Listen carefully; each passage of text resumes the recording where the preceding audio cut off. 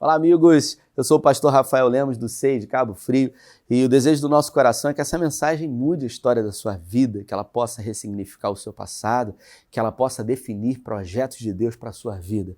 Por isso, seja edificado por ela, compartilhe com o máximo de pessoas possível e que Deus possa mudar a história da sua vida e da sua família para a glória de Deus. Deus abençoe você.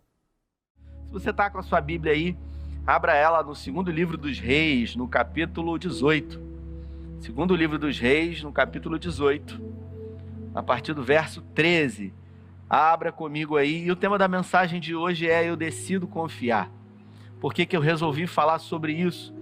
Porque a confiança é uma decisão. Afinal, a fé, lá em Hebreus, diz que é o firme fundamento das coisas que se esperam e a certeza das coisas que não se veem. E lá na Galeria da Fé fala de homens e mulheres que decidiram ter fé, como por exemplo Abraão, que creu contra a esperança. O que quer dizer isso? Quando tudo era contrário, ainda assim ele decidiu crer. Ele decidiu crer contra a esperança. Por isso, nessa noite, o tema da mensagem é Eu Decido Confiar. E se a gente falar um pouco sobre confiança, a gente vai perceber que nós, seres humanos, somos tendenciosos a ser muito inconstantes. Num determinado momento, nós temos um pico de fé, uma certeza inabalável de que coisas vão acontecer, de que milagres vão acontecer, mas no momento seguinte, a gente fica preocupado, a gente fica temeroso, a gente fica ansioso, e é assim mesmo. Eu falava há pouco com uma pessoa, né? A pessoa perguntou para mim aqui, você vai pregar sobre o que hoje, pastor? E eu falei, eu vou pregar sobre fé. Eu vou levar numa ótica de que em muitos momentos nós temos muita fé, mas no momento seguinte nós ficamos com medo. E eu perguntei para essa pessoa, você é uma pessoa de fé? Você tem fé? E ele disse, eu tenho muita fé no meu coração. Eu falei, que bom, que bom. Eu falei para ele assim, eu tive contato há pouco com uma pessoa que estava com Covid. E no exato momento que eu falei isso, ela saiu de perto de mim. Eu acho que a fé, ela, naquele exato momento saiu, né? Eu fiz uma brincadeira, né? Eu vou para a câmera 2 aqui. Eu fiz uma brincadeira com essa pessoa, dizendo que eu tinha contato. E o que aconteceu? Nesse momento que ela disse que tinha fé, quando eu falei isso, a fé foi embora. E assim na minha vida e na sua vida, não sei se tem acontecido isso com você nesses dias. Você assiste o culto, você assiste uma palavra rema, essa palavra enche o seu coração de esperança, mas de repente, depois de ouvir essa palavra, você fica sabendo que alguém perto de você contraiu esse vírus. E aí, você se lembra que há uma semana atrás você teve contato com essa pessoa, mesmo que de longe. Ali desestabilizou toda a sua fé, toda a sua certeza, e é assim que nós temos vivido hoje, porque as nossas emoções, elas têm nos dominado. Nós, como cristãos, devemos ser dominados pela fé e não pelas emoções. No início do culto eu disse, o que são emoções? Segundo a psicologia, emoções são sentimentos intensos, mas de curta duração, que tendem a nos dominar, positiva ou negativamente. Por isso, eu queria falar sobre isso nessa noite, para que eu e você não sejamos dominados pelo medo. E se você observar a Bíblia, foram muitos os momentos que ela declarou bom ânimo, ela declarou esperança, ela declarou não tema, confie, dependa. Por quê? Porque o ser humano, ele é tendencioso a acreditar nas circunstâncias, naquilo que os seus olhos estão apresentando. E o profeta Isaías, o profeta messiânico, um dos maiores profetas do Antigo Testamento, nós estamos falando aproximadamente 2.700 anos atrás, ele trouxe uma mensagem sobre ânimo, sobre confiança, sobre dependência e sobre santidade, sobre separação. Primeiro, a mensagem dele era confiança. Confiança em quem? No Senhor. Segundo, se você confia no Senhor, você deve depender dele. E se você depende do Senhor, você deve buscar a santificação. O que é santificação? Nada mais do que a separação. Ser santo é ser separado. Então, se eu confio, obviamente eu dependo. E se eu dependo do Senhor, eu me aproximo dele e eu me separo de todas as outras coisas que são secundárias, coisas que no segundo plano eu confiava nessas coisas. O profeta Isaías, ele declarou isso, que devemos confiar tão somente no Senhor. Se você abriu a sua Bíblia aí já, segundo livro dos Reis, no capítulo 18, eu queria ler junto com você. Na minha tradução, está escrito assim, segundo livro dos Reis, no capítulo 18, a partir do verso 1. E sucedeu que no terceiro ano de Oséias, filho de Elá, rei de Israel, começou a reinar Ezequias, filho de Acais, rei de Judá. Tinha 25 anos de idade quando começou a reinar, e 29 anos reinou em Jerusalém. E era o nome da sua mãe de Abi, filha de Zacarias. Ele fez o que era reto aos olhos do Senhor, conforme tudo o que fizera Davi, o seu pai, seu antepassado. Ele tirou os altares e quebrou as estátuas, deixou debaixo dos bosques e fez em pedaços as serpentes de mental que Moisés fizera. Aquela serpente que estava lá no Egito, lá no deserto, quando a cobra mordeu e ele fez aquela serpente de bronze, que hoje é o símbolo, né, maior da medicina. Ele derrubou e destruiu essa estátua também. E aí ele continua dizendo, né? Porquanto até aquele dia os filhos de Israel queimavam incenso e lhe chamavam Neustã. Versículo 5. No Senhor Deus de Israel confiou, de maneira que depois dele, preste atenção, não houve quem fosse semelhante entre todos os reis de Judá, nem entre todos os que foram antes dele. Versículo 6. Porque se achegou ao Senhor e não se apartou dele. Vou repetir. Porque se achegou ao Senhor. Ezequias se achegou ao Senhor e não se apartou dele. O cara era crente mesmo, fervoroso. Guardou os seus mandamentos que o Senhor tinha dado a Moisés. Assim foi o Senhor com ele. Para onde quer que saía, se conduzia com prudência. E se rebelou contra o rei da Síria e não o serviu mais. Ele feriu os filisteus até Gaza, como também os seus termos, desde a torre dos atalaias até a cidade fortificada. O texto diz que Ezequias foi um dos melhores reis que a nação de Israel teve. Especificamente, ele reinou em Jerusalém, Reino do Sul, capital Jerusalém. E o seu reinado foi um reinado muito próspero. Afinal, uma das primeiras coisas que ele fez foi abrir as portas do templo que haviam sido fechadas. Os incensários já não ofereciam mais incenso ao Senhor. Uma das coisas também que ele fez foi destruir todos os altares pagãos, a deuses, a poste ídolos que o povo de Deus costumava prestar culto. Ele quebrou tudo, ele destruiu tudo, e ele disse, a partir de hoje, ele era o rei, ele mandava, nós todos adoraremos ao Senhor. Ele decretou que só poderia ter culto ao Deus verdadeiro de Israel. Ele abriu as portas do templo e ele começou a celebrar uma grande festa. E ele fez aquilo que o povo de Israel já não fazia há muito tempo, uma grande celebração de Páscoa, trazendo à memória aquele tempo que o povo havia saído lá do deserto. E o texto que eu disse diz que tudo que ele fez, ele teve êxito, porque o Senhor era com ele.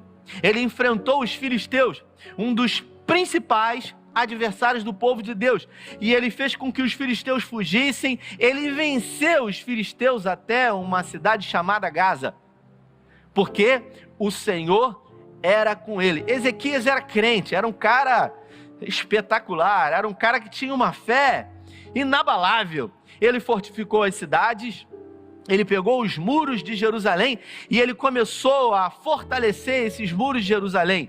Ele cuidou das partes que eram mais sensíveis, ele fortaleceu o seu exército poderoso, e tudo que ele fez, o Senhor era com ele. Ele temia o Senhor, ele confiava, ele era um homem cheio de fé no seu coração, ele era dotado de certeza. Mas a pergunta que fica para nós é: o que nos faz ter medo mesmo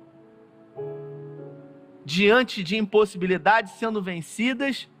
No momento seguinte, nós tememos vencer, ainda que um gigante menor que é colocado diante de nós.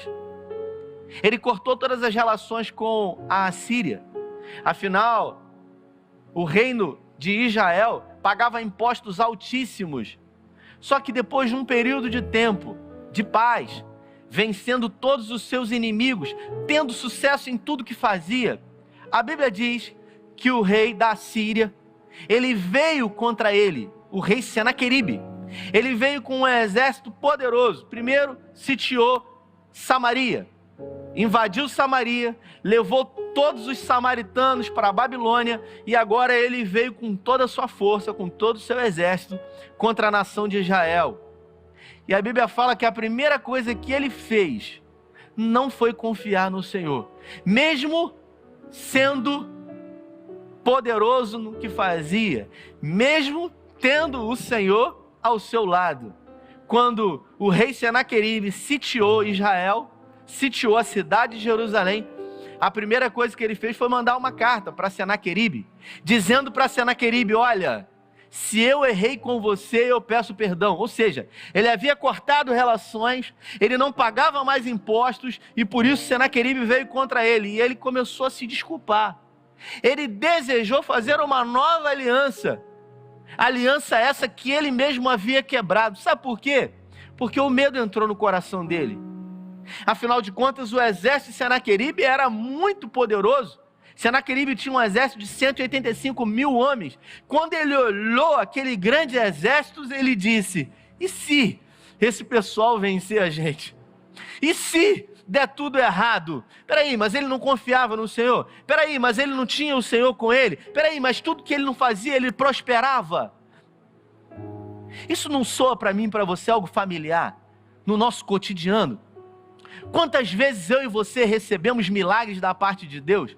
Quantas vezes você viu de uma forma visível, de uma forma mensurável, tangível, a bondade do Senhor na sua vida? Me diga, quantas vezes? Quantas vezes o Senhor operou impossibilidades na sua vida? Quantas vezes você viu Ele fazer na sua casa, na sua família, na sua parentela? Mas quando chegou o Covid-19, você se desesperou. Você achou que era o fim. Você achou que acabou. Quando um vírus invisível se apresentou diante de você, você falou: peraí. E é incoerente, né? É incoerente. Você que está aqui me vendo e ouvindo, pense comigo. Nós estamos morrendo para um vírus que é morto com sabão e com álcool em gel. Você já parou para pensar nisso? Um vírus que é exterminado com sabão e álcool em gel tem exterminado a fé de milhares e milhares de pessoas. Isso quer dizer que algo invisível, aos olhos naturais, tem roubado a nossa vida e a nossa esperança e a nossa dependência do Senhor. Ezequias não foi diferente, ele foi roubado dele. A primeira coisa que ele fez foi se acovardar. Peraí, mas ele não tinha que orar ao Senhor, ele não tinha que confiar no Senhor, ele não tinha que depender de Deus e falar: Senhor, o Senhor está comigo e não importa, porque quem está com Deus é a maioria. Mas não foi isso que ele fez. E pasmem vocês, ele propôs para Senaqueribe pagar uma grande quantidade, e ele enviou muito ouro, muita prata, inclusive dos portais do templo, ele tirou tudo e ele pagou impostos altíssimos. E depois de Senaqueribe receber aquilo tudo, Senaqueribe falou: olha, eu recebi de bom grado tudo que você me deu, mas eu quero dizer para você que isso não é o bastante. O que realmente eu quero é subjugar você. Esse povo é meu, você vai ser destronado. A partir de agora, quem será o novo rei serei eu. Afinal de contas, eu tenho reinado e avançado com o meu exército por muitas cidades. E Senaqueribe começou a atacar num ponto sensível. Sensível para Ezequias e sensível para mim e para você, que é um ponto das emoções. Afinal, Senaqueribe disse para Ezequias e para todo o povo: olha, eu quero dizer para vocês que quem me enviou aqui foi o próprio Deus. Eu venho a recado do próprio Deus. E Senaqueribe, dizendo que vinha como resposta do próprio Deus, provocou muita confusão na cabeça de Ezequias.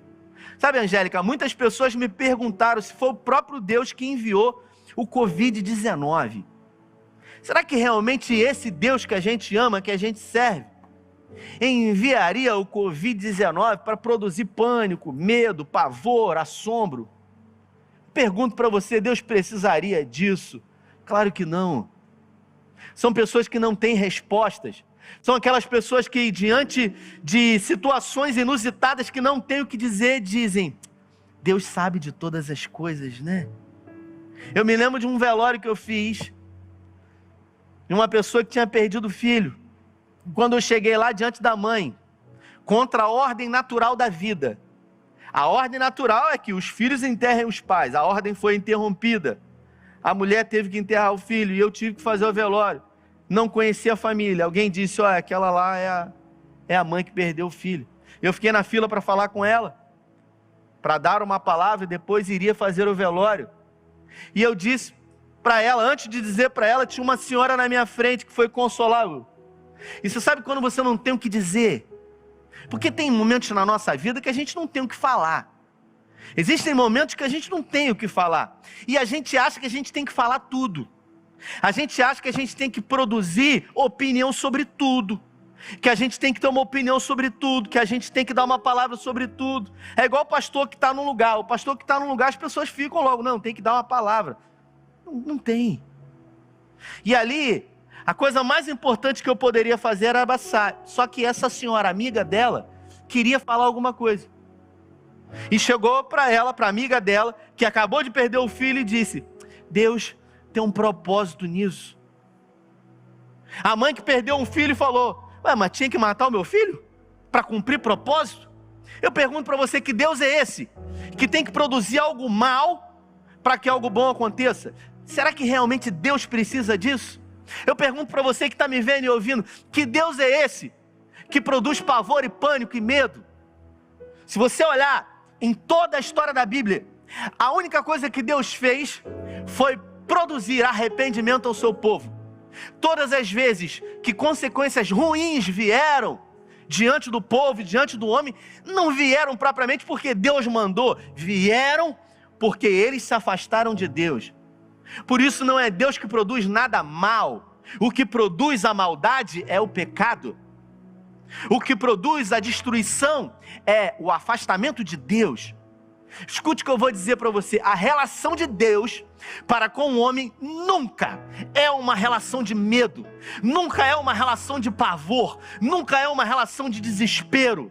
Se você vê, a relação de medo, pavor e desespero é a relação do homem com o diabo, porque é ele que diz que vai matar você, é ele que diz que vai destruir você, é ele que diz que vai acabar com a sua família e com os seus filhos.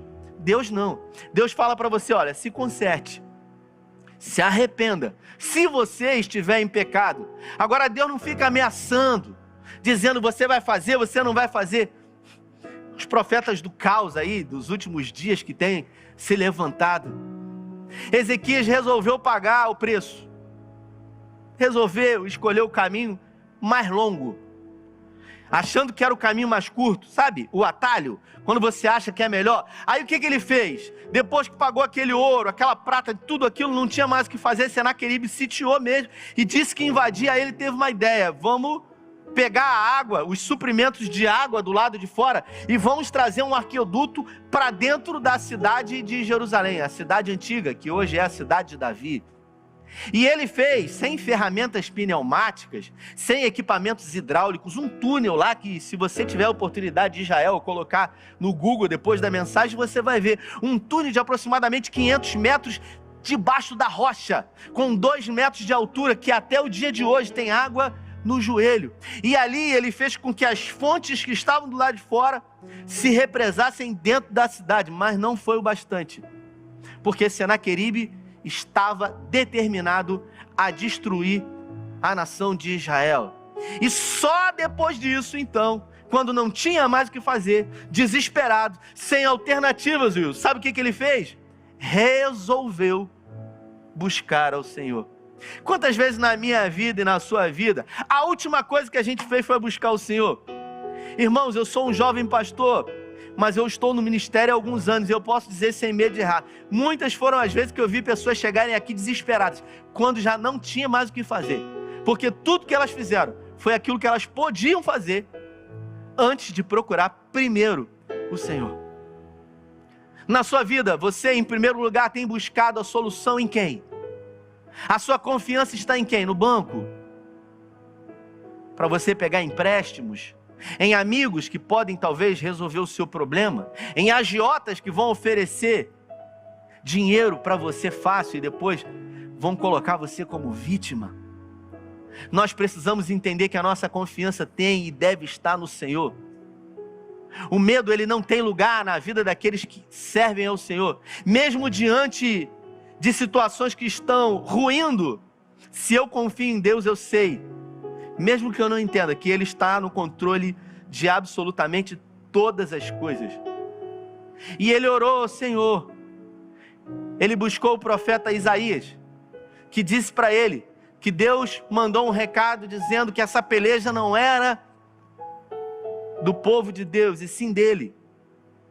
E do lado de fora da cidade antiga de Jerusalém, havia um exército de 185 mil homens. Quando todos achavam que era o fim, que não tinha mais jeito, que acabou para eles, numa noite Deus mandou um anjo.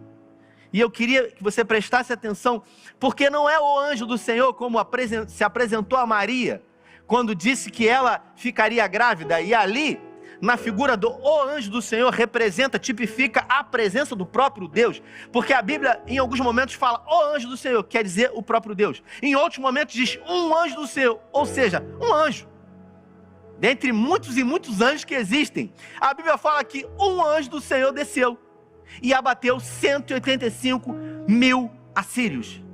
Eu vou repetir, 185 mil homens morreram por um anjo do Senhor. Aquilo que era impossível se tornou possível numa só noite. Aquilo que parecia improvável se tornou provável. Esse é o nosso Deus. Você imagina Ezequias agora? Começou a celebrar, começou a jubilar, começou a fazer festas. E tudo que ele deveria fazer, seria o normal, continuar confiando no Senhor. E agora, depois dessa grande experiência, dizer, agora mais do que nunca. Agora, ele deveria dizer, Angélica, agora mesmo vem o que vier. Agora eu vou confiar no Senhor, porque eu vi um anjo matou 185 mil homens. Se um anjo fez isso, o que Deus não pode fazer? E você sabe o que ele fez? A Bíblia fala que depois disso, ele relaxou. Ele falou, não me preocupar não. Sabe quando tudo está uma maravilha na sua vida e você resolve descansar? Você, eu vou ficar tranquilo agora porque realmente o Senhor está na frente aí, eu vi que o Senhor está comigo, então o Senhor vai cuidar de tudo. Mas o Senhor não nos chamou para Ele viver a nossa vida, não. A vida é nossa. Nós vamos viver a nossa vida. Ele morreu a nossa morte. E Ezequias, ele relaxou. O governo dele se tornou uma bagunça. As pessoas começaram a profanar o nome do Senhor, porque ele já não tinha mais controle sobre nada. Ele já não era mais aquele jovem de 25 anos, ávido em quebrar as estátuas de Baal e dizer que só teria culto ao Senhor, porque ele achou que o Senhor estava com ele em tudo que ele fazia. Escute o que eu vou dizer para você. Deus não tem compromisso comigo e com você. Deus tem compromisso com a palavra dele. A Bíblia fala isso. O compromisso dele, ele vela pela palavra para cumpri-la. Então se atente para isso. Não ache que é na força do seu braço ou que é você que faz alguma coisa. Não é não. Tudo é do Senhor. É igual a história do jumentinho, né? História do jumentinho é conhecida. Se você já ouviu, você vai ouvir de novo.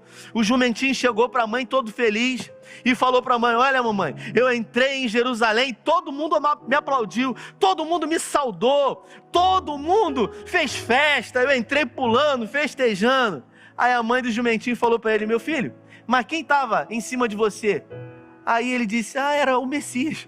Ele disse, então não tinha nada a ver com você, era quem estava com você. Aleluia. Só que às vezes a gente se esquece disso, queridos. E um dia, Ezequias se esqueceu. Mesmo sendo um crente fervoroso, mesmo vivendo experiências extraordinárias em Deus. E você sabe o que aconteceu? Ele começou a profanar o nome do Senhor e permitir que as pessoas fizessem uma bagunça na sua casa. Sabe quando a sua casa, ela se transforma em uma bagunça? Você não tem controle sobre nada. E eu vou dizer, nesse tempo, muitas pessoas descobriram que as suas empresas estavam realmente uma tremenda bagunça. Havia se perdido o controle de tudo. E aí Deus se apresenta para o profeta, para Ezequias, através do profeta Isaías, dizendo para ele: Ezequias ficou doente, umas chagas começaram a tomar o seu corpo, feridas no seu corpo todo. E ele recebeu a visita do profeta Isaías. E quando ele recebeu a visita do profeta Isaías, ele achou: agora eu vou ser curado pelo Senhor. Ele estava num leito, numa febre, espécie de febre reumática lá. E quando Isaías chegou lá, Isaías disse para ele: olha, eu vim aqui da parte do Senhor dar um recado para você. O Senhor manda dizer para você que você não vai viver. Essa enfermidade é de morte, ela vai matar você. Mas eu tenho uma notícia boa. Deus manda você colocar a sua casa em ordem, porque você vai morrer. Coloca a sua casa em ordem, pelo menos. Você começou tão bem, cara. Tem gente que começa bem, termina mal. Tem gente que começa mal, termina bem. Mas você pode começar bem e termina bem. E foi isso que Deus falou para ele. Você tem a oportunidade de corrigir essa bagunça.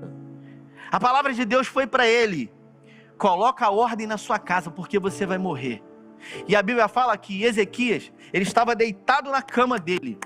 O profeta Isaías saiu da presença dele, depois de dar o recado de Deus, e ele se virou para o canto da parede, e ele fez uma oração ao Senhor.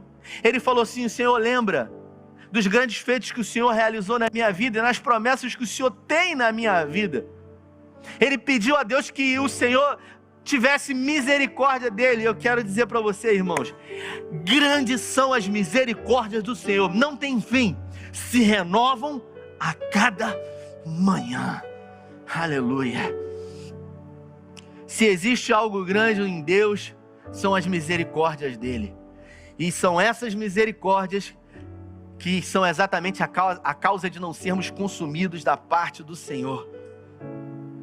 E a Bíblia fala que logo depois de orar, o profeta Isaías não tinha saído ainda do palácio, quando o próprio Deus diz para ele: volta, porque eu ouvi a oração do meu filho. O nosso Deus é um Deus de recomeço. O nosso Deus é um Deus sempre de segunda chance, de nova oportunidade, de novo tempo. O profeta Isaías então voltou e disse para ele ali, surpreso, na cama: olha, Deus ouviu sua oração, porque você fez uma oração sincera diante dele. E Deus se lembrou das promessas que havia feito na sua vida, mesmo você permitindo que a sua casa se transformasse numa bagunça. E Deus então declara para você, Ezequias, mais 15 anos. Você vai ter mais 15 anos de vida. Eu queria que você se colocasse no lugar agora de Ezequias. Eu queria que você, se você pudesse se colocar no lugar dele. Se você veio com uma enfermidade, essa enfermidade era de morte, e Deus falou para você: eu vou te dar mais 15 anos, mas organiza a sua casa. O que você faria? Você realmente buscaria o Senhor de todo o seu coração? Você agora se empenharia em fazer o melhor para o Senhor? Afinal, quando você morresse, você estaria com Ele? Você seria grato ao Senhor por 15 anos de vida que Ele concedeu a você? O que você faria? Talvez eu e você faríamos isso, mas não foi isso que Ezequias fez. Sabe o que ele fez? Eu tenho 15 anos, agora eu vou curtir a vida doidado. Agora eu quero nem saber, eu vou aproveitar a vida, afinal, eu só tenho 15 anos. Sabe quando você recebe uma segunda chance? Sabe como uma nova oportunidade chega diante de você e você pega essa oportunidade e joga fora? Foi isso que ele fez. Ele podia ter buscado ao Senhor. Ele podia, como nunca, ter organizado a sua casa. Mas aí que ele resolveu curtir a vida doidado. Mas o nosso Deus é um Deus que cumpre aquilo que promete. E Deus deu mais 15 anos de vida para ele. Infelizmente ele não soube aproveitar esses 15 anos. E depois desses 15 anos o profeta se apresenta diante dele e diz para ele: olha, então disse Isaías a Ezequias: ouve a palavra do Senhor dos Exércitos. Eis que virão dias em que tudo quanto houver na tua casa e que foi entesourado pelos teus pais até o dia de hoje será levado para a Babilônia. Não ficará coisa alguma, disse o Senhor, até os teus filhos que procedem de ti e que você gerou serão tomados e se tornarão eunucos no palácio da Babilônia. Então disse Ezequias. Depois de 15 anos, Deus se apresenta para ele e fala que tudo que ele tinha ia ser tomado. O profeta Isaías começa a declarar o exílio babilônico, os 70 anos que o povo de Deus iria ser subjugado na Babilônia. E fala para ele, olha, estão vindo dias aí, depois de você, que os seus filhos vão ser levados, que o ouro, que a prata, que tudo que está aqui no templo vai ser levado. Você sabe o que Ezequias fez? Você sabe o que ele falou para o Senhor? Ele não fez como a primeira vez, se virou, sabe, para a parede e orou, e pediu a Deus misericórdia pelos seus filhos. Olha o que ele fez.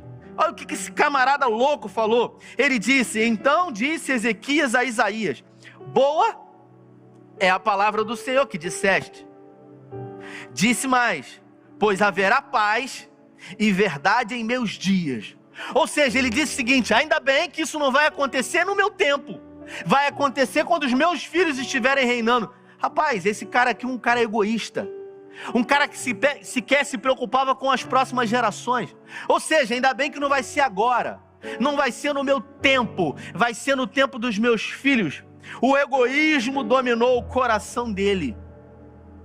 Você entende que o problema de Deus é com o pecado? Você entende quando a Bíblia fala que o problema de Deus é com a idolatria? É com a adoração a qualquer outra coisa que não seja única e exclusivamente ao Senhor. O profeta Isaías, ele sempre se posiciona, declarando uma profecia de dias melhores em Deus. Declarando profecias de que aqueles que servem ao Senhor, eles colherão promessas do Senhor. Você tem promessa de Deus na sua vida? Você tem promessa de Deus? Se você tem promessa de Deus mesmo na sua casa, eu quero que você levante suas mãos. Eu não vou ver, mas o Senhor vai ver você levantando as suas mãos. Você tem uma promessa de Deus? Levante uma de suas mãos. Se você tem, o câmera eu acho que ele não tem uma promessa de Deus. Você tem, Edson, uma promessa de Deus? Então levante uma de suas mãos aí. Isso, você tem uma promessa de Deus. E se você tem uma promessa de Deus e você se posiciona diante dele, vivendo uma vida de confiança, vivendo uma vida de dependência, e também uma vida de santidade, todas quanto forem as promessas de Deus em Cristo, eu e você temos o sim e o amém da parte de Deus. Aleluia! Porque as promessas de Deus, elas não falham, elas jamais falharão.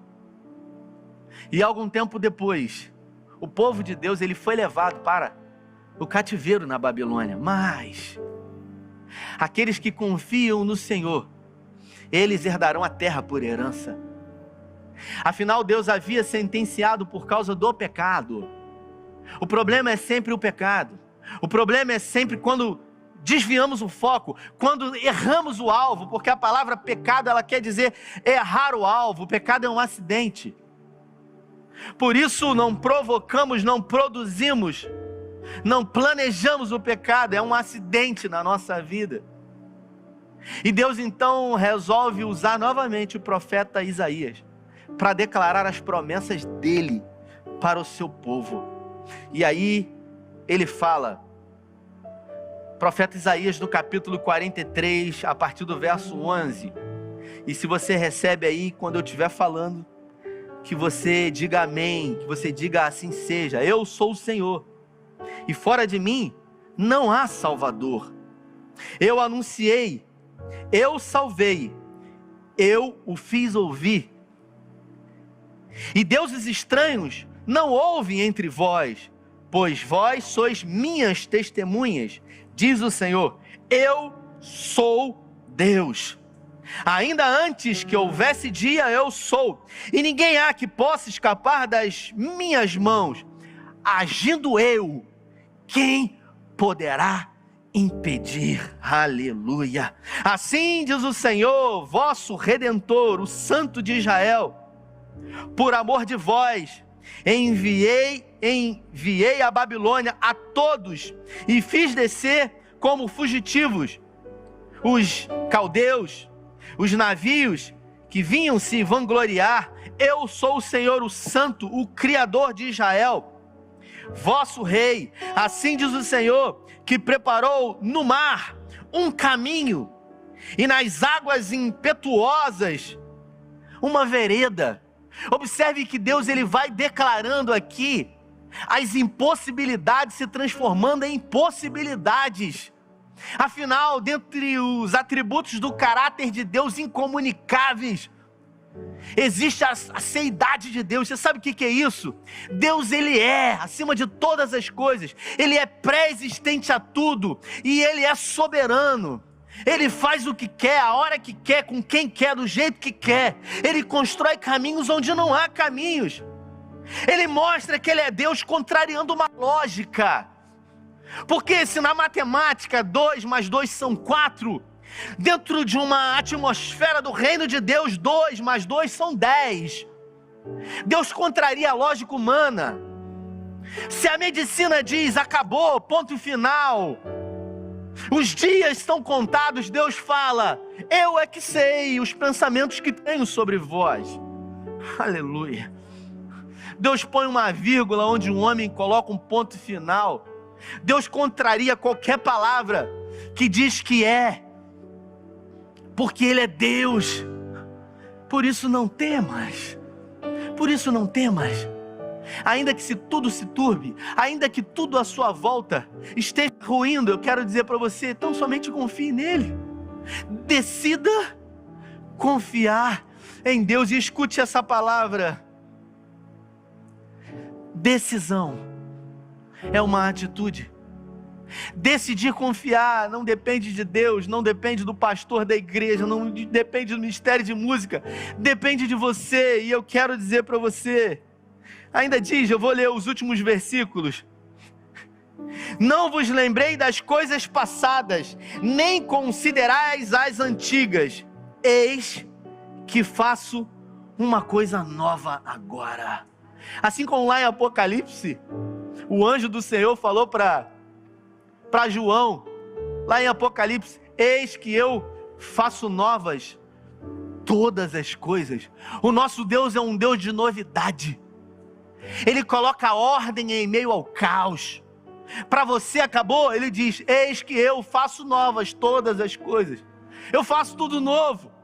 Você está com uma doença de morte, e ele fala o seguinte, olha, não vai morrer, eu vou dar mais 15 anos para você, e você vai ter a oportunidade de corrigir os seus erros e me buscar de todo o coração.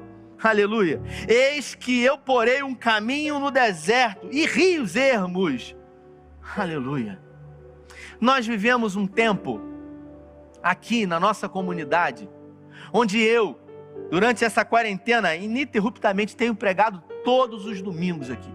Há mais de 3 meses aqui eu tenho pregado todos os domingos. E Deus tem me impelido, Deus tem me direcionado. Sabe, Will, quando Deus ele começa a conduzir você, eu tenho percebido isso. Sabe, Angélica, eu tenho percebido Deus me conduzido para trazer esse tipo de mensagem, porque às vezes eu quero trazer uma outra mensagem, mas eu começo a ter uma devocional e você sabe quando você é direcionado para trazer esse tipo de mensagem de esperança e de fé, é porque Deus quer falar com você. E eu quero dizer para você que muitos na nossa comunidade aqui de fé têm prosperado em meio à crise. Eu quero dizer para você, testemunhos aqui que eu tenho recebido no particular, de pessoas que têm prosperado em meio à crise. Pessoas têm sido curadas de incontinência urinária. Por quê? Porque decidiram ouvir ao Senhor. Algumas semanas atrás eu recebi uma mensagem de um casal que dizia, pastor, a minha esposa era estéril, ela não podia ter filhos.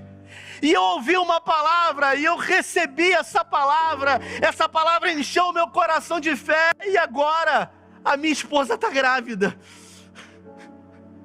Essa semana recebi uma mensagem de uma jovem que estava com um processo na justiça já há muitos anos, e o dinheiro saiu, mesmo tudo parado. Aleluia.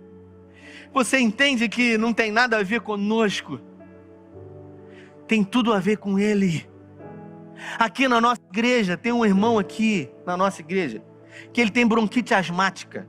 Sabe o que é isso? bronquite asmática, grupo de risco. Você sabe o que é isso? Grupo de risco. E de repente ele contraiu o coronavírus. Bronquite asmática, um cara bombinha, sabe? Bronquite asmática, você que está aí me vendo e ouvindo.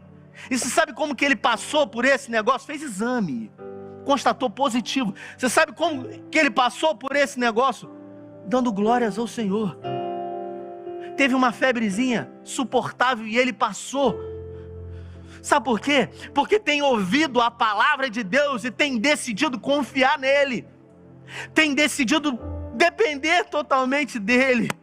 Quantos milagres financeiros eu tenho ouvido aqui nos últimos dias.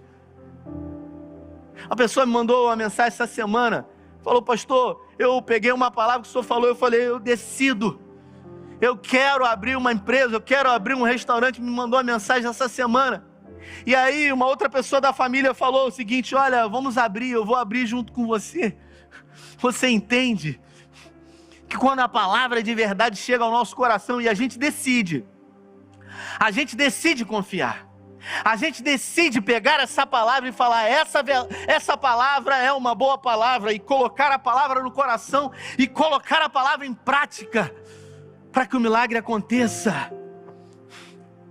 Desde o início do ano que eu tenho dito, e alguns que estão aqui são testemunhas disso, que eu tenho dito repetidas vezes, você que está aí já ouviu eu dizer que o futuro está pronto, o futuro está preparado, está tudo preparado.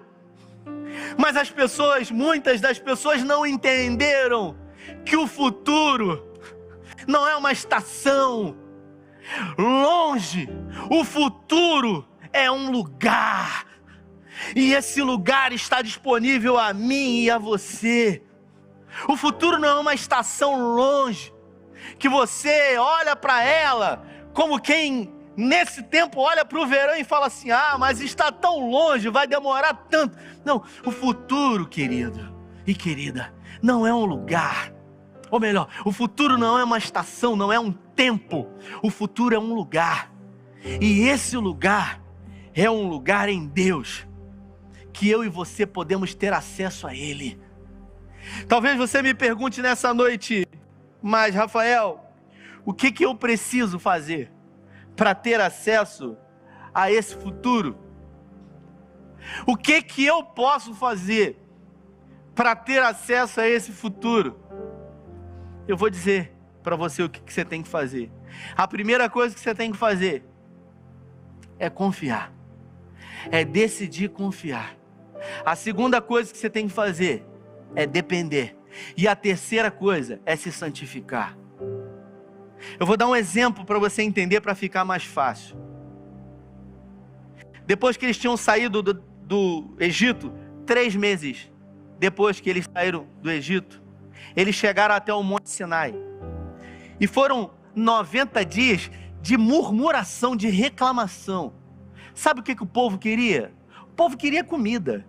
O povo queria água. O povo queria milagre. O povo queria carne. E você sabe o que Moisés queria? Moisés queria a presença.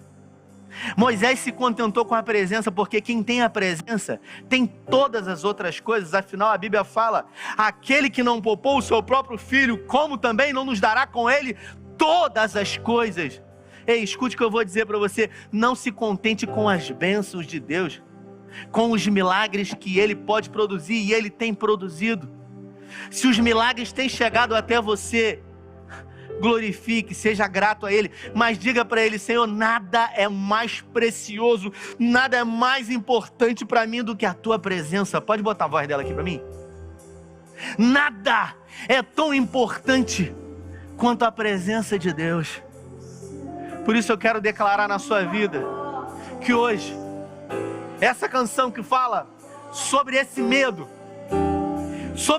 que não tem saído da sua vida, sobre esse medo que tem impedido você de prosperar, de receber cura física para uma necessidade, de receber um milagre, de abrir uma porta de emprego para você. Essa semana eu recebi uma mensagem de uma pessoa, semana retrasada, passada: pastor, no meio de uma crise, uma porta de emprego se abriu para mim.